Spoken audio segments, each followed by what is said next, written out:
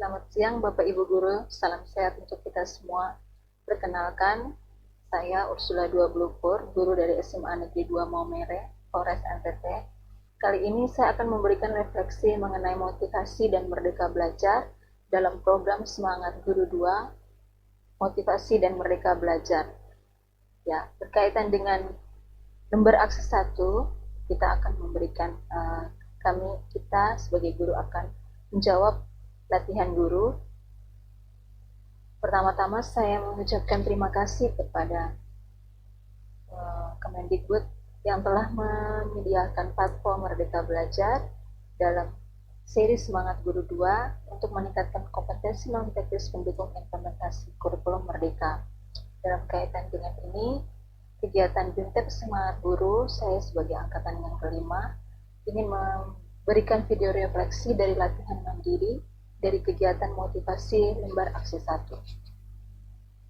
Ada beberapa refleksi yang akan dijawab dalam video ini, yaitu berkaitan dengan motivasi, kegiatan motivasi. Yang pertama adalah apa hal baru yang Anda pelajari tentang motivasi dari Merdeka Belajar. Kemudian bagaimana lembar aksi 1 bisa membantu Anda untuk melatih motivasi. Dan yang ketiga, apa tips Anda untuk para pengajar mengelola dan menerapkan Merdeka Belajar. Untuk menjawab pertanyaan yang pertama, hal baru apa yang Anda pelajari? Yang pertama adalah berkaitan dengan konten dan proses. Berkaitan dengan itu, ada dua teori yang mendukung hal baru yang saya pelajari, yaitu berkaitan dengan teori Maslow dan teori Locke. Dalam teori Locke itu kita mempelajari bagaimana motivasi proses, kita belajar menyusun tujuan sampai dengan proses umpan balik. Ada hal yang penting yang saya petik dari teori Maslow, yaitu mengenai Maslow before Bloom, bahwa kita mengetahui kebutuhan, artinya guru harus memetakan kebutuhannya terlebih dahulu, baru dia bisa menentukan nilai-nilai atau menentukan nilai-nilai pengetahuannya. Berkaitan dengan hierarki kebutuhan Maslow, yang pertama yang saya pelajari adalah mengenai kebutuhan fisiologis manusia, kebutuhan rasa aman, kebutuhan sosial, kebutuhan penghargaan, dan kebutuhan akan aktualisasi diri. Berkaitan dengan kebutuhan fisiologis, yaitu bahwa setiap individu atau manusia membutuhkan makanan, minuman, tidur, dan pakaian. Kemudian kebutuhan akan rasa aman, bahwa setiap individu atau manusia membutuhkan rasa aman, membutuhkan keteraturan, dan membutuhkan stabilitas.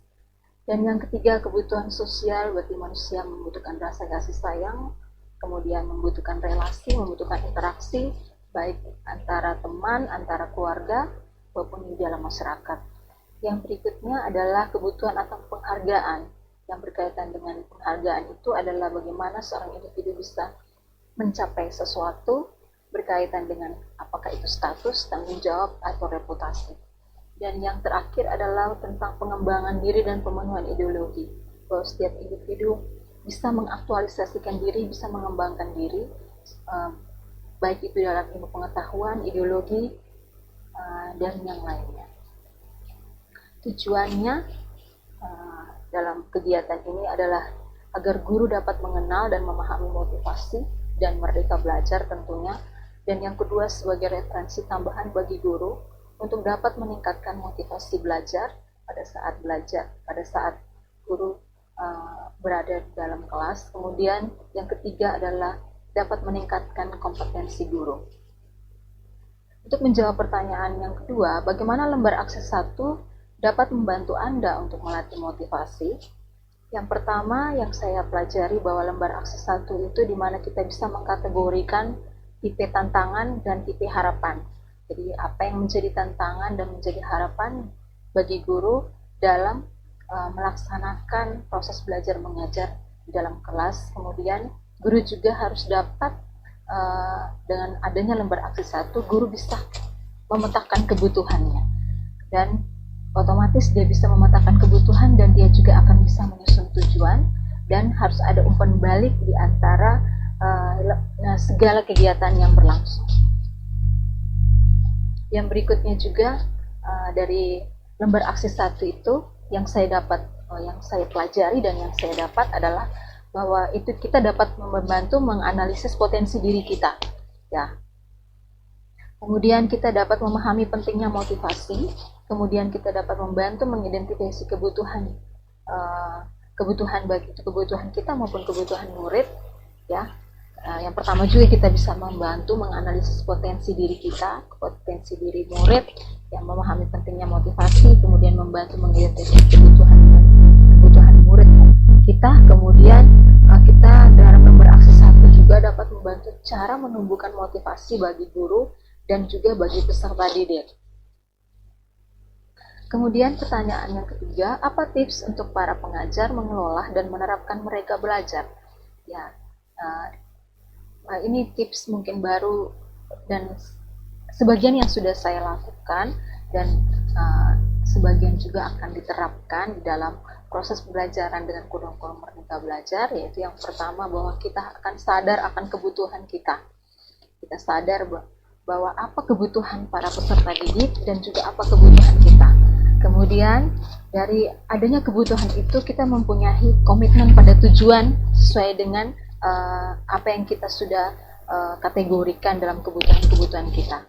Kemudian kita juga harus bersikap adaptif dan reflektif, artinya bahwa kita harus bisa menyesuaikan kondisi pembelajaran pada saat ini sesuai dengan kebutuhan para peserta didik pada saat ini juga.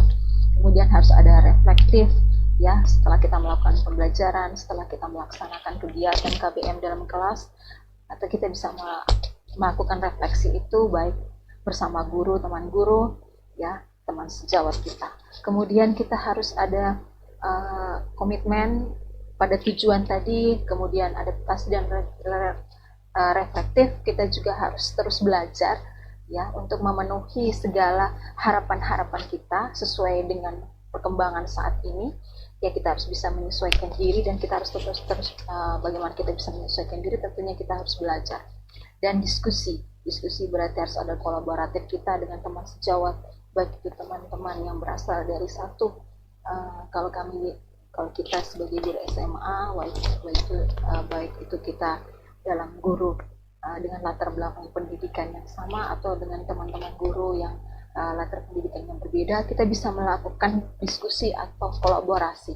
Itu sebagai bentuk dari bagaimana kita belajar untuk bisa memenuhi kebutuhan-kebutuhan kita. Kemudian yang pastinya untuk memenuhi segala harapan-harapan kita yang telah kita tentukan di awal, kita harus mempunyai semangat untuk menjalankan aktivitas kita. Semuanya dapat kita pelajari di Ayo Belajar, dapat Bapak Ibu Guru pelajari dalam platform Merdeka Belajar di Ayo Belajar. Ya, saya sudah lampirkan link, bisa Bapak Ibu Guru bisa mengakses di Ayo Guru Belajar Kemendikbud.go.id. Terima kasih. Pada kesempatan ini saya telah memberikan sebuah sedikit refleksi kepada Bapak Ibu Guru sekalian mengenai motivasi dan Merdeka Belajar. Semoga apa yang saya sampaikan ini dapat bermanfaat bagi kita semua. Terima kasih dan selamat pagi.